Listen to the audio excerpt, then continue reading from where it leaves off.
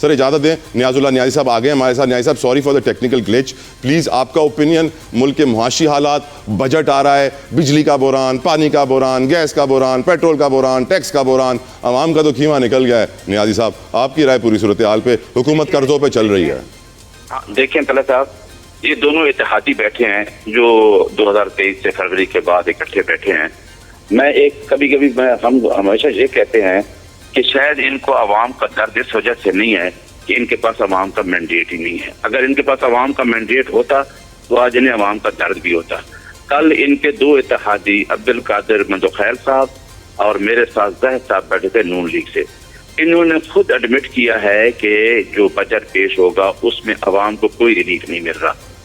دیکھیں 25 کروڑ عوام جو ہے اس کو ریلیف نہ ملنا, یہ سب سے بڑی بات ہے کہ معاشی ترقی کہتے ہیں کہ جی ہم معاشی ترقی میں جا رہے ہیں. عوام کو ریلیف انہوں نے خود ایڈمٹ کر دیا کہ نہیں مل رہا. اب آپ نے ٹھیک بات کی, آپ نے پوچھا کہ اب آپ کو یاد آ گئی کہ اب دونوں صوبے راضی ہو گئے ہیں کہ جی اتنے پیسے دینے تھے.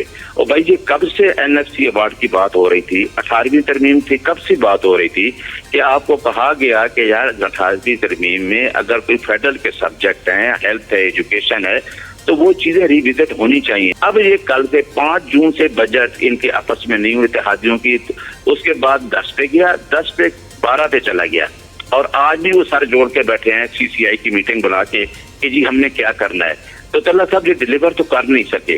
نیازی صاحب مجھے یہ تو بتائیں, نیازی صاحب مارکہ حق کی عزت بالکل ہم جانتے ہیں, ثالثی کے کردار کی عزت ہم بالکل جانتے ہیں, لیکن ان دونوں عزتوں کو میں جمع بھی کر لوں تو جو معاشی بے عزتی ہماری ہے وہ زیادہ بھاری ہو رہی ہے اس عزت کے اوپر. کیا ہمارے حکمران سیریس ہیں؟ کیونکہ دیکھیں نا, آئی پی پیز کو 20-30 ارب ڈالر 2-3 سالوں میں دے دیے گئے, لیکن بجلی کا بحران وہیں کا وہیں کھڑا ہے.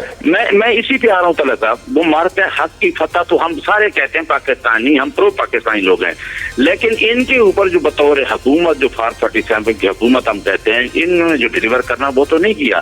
آپ دیکھیں کہ آپ کا ٹیلنٹ باہر جا رہا ہے, آپ کی انڈسٹری بند ہو گئی ہے, آپ کا کسان پریشان ہو گیا ہے, اسکول نہیں ہے, آپ نے قیمتوں میں لیوی میں اتنا پیسہ اکٹھا کر کے 160 روپے پیٹرول کو چڑھا کر, تو آپ نے عوام کو کیا دیا ہے؟ معاشی بدحالی ہے, معاشی ترقی کوئی نہیں ہوئی.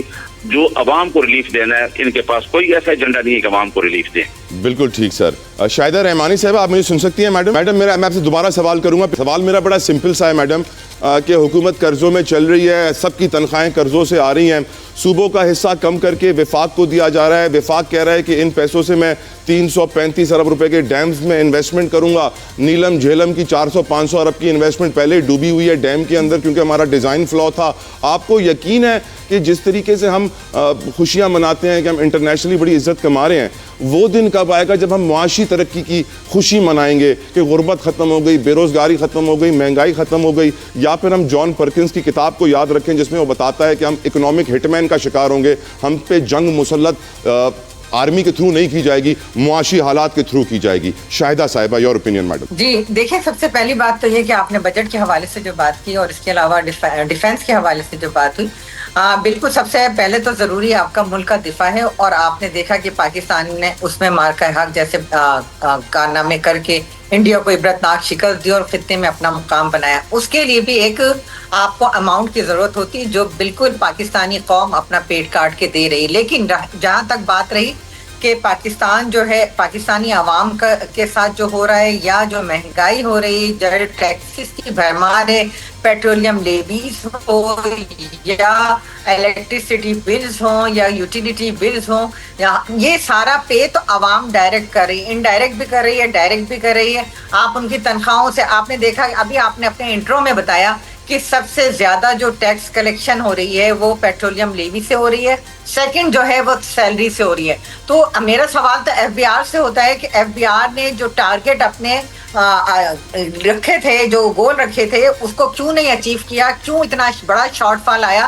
تو ایف بی آر جو اتنے اربوں کروڑوں روپیوں کی تنخواہوں پہ چلتا ہے, اتنا بڑا ادارہ ہے جس کا کام ہے اور جس کی وجہ سے یہ معاشی میں سمجھتی ہوں کہ بدحالی ہے, اس میں ان کا قبلہ جو ہے وہ درست کرنا ضروری ہے. میڈم آپ آواز اٹھائیں گی کہ اس سال سرکاری ملازمین کی تنخواہ میں اضافہ نہ ہو؟ آپ آواز اٹھائیں گی کیونکہ ترقیاتی بجٹ میں تو کٹوتی ہو گئی ہے؟ دیکھیں بالکل, لیکن یہ بھی تو بتائیں نا کہ ایک طرف مہنگائی ہے, اور بھی ٹیکسز ہیں, اور وہ بھی تو سرکاری ملازمین ہی ادا کر رہے ہیں نا. لیکن میں سمجھتی ہوں کہ وہ لوگ جو گریڈ 1 سے لے کے 14 تک ہیں, ان کی تنخواہوں میں اضافہ ہونا چاہیے.